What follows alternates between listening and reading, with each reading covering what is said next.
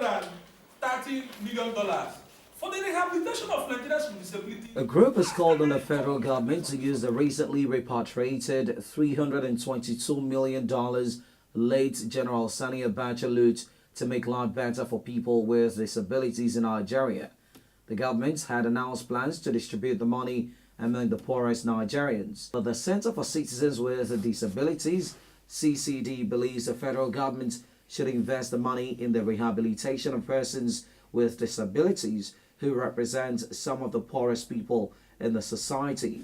The executive director of CCD, David Anyale, said PWDs have suffered a lot of injustice over the years, with successive administrations in the country unwilling to improve their living conditions. You are aware that recently the federal government of Nigeria, in their own exuberance and proposed activities, indicated that they want to share $322.5 million recovered from the Abacha fund to poor Nigerians.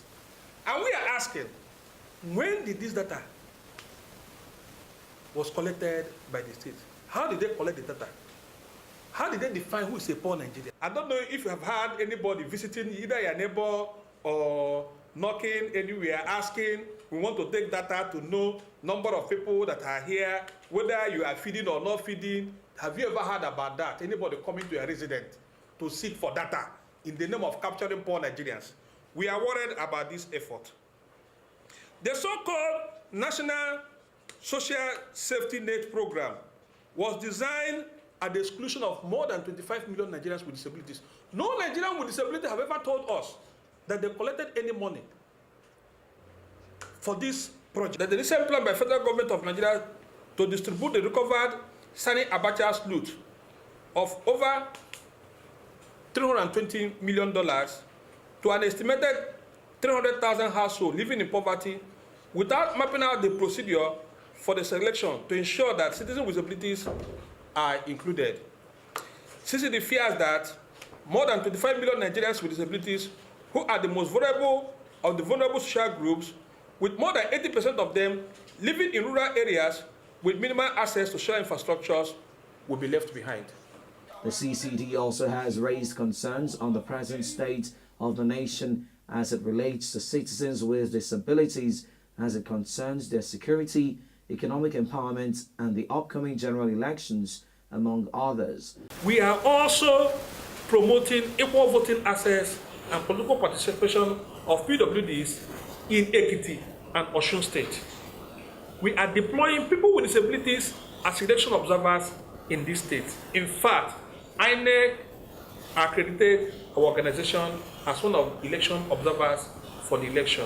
But beyond that also, we did same in Anambra, in Ondo, Enugu, Edo, and Lagos State in the past.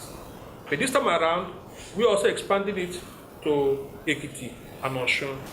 By next week, our activities in Ekiti will increase through mobilization and sensitization of persons with disabilities for the governorship election. These are the things we are doing in this regard. We are also monitoring compliance of state institutions to existing legal framework that is in Nigeria. In particular, here in Lagos State, where we have Lagos State Special Purpose Law.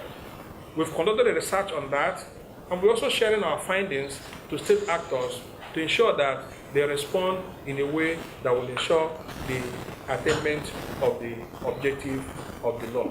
Our correspondent reports that a group frowned at the state of corruption in Nigeria, which it says has made government officials unaccountable to citizens. It said corruption has led to high rates of poverty, deepening inequality is also deepening in the country.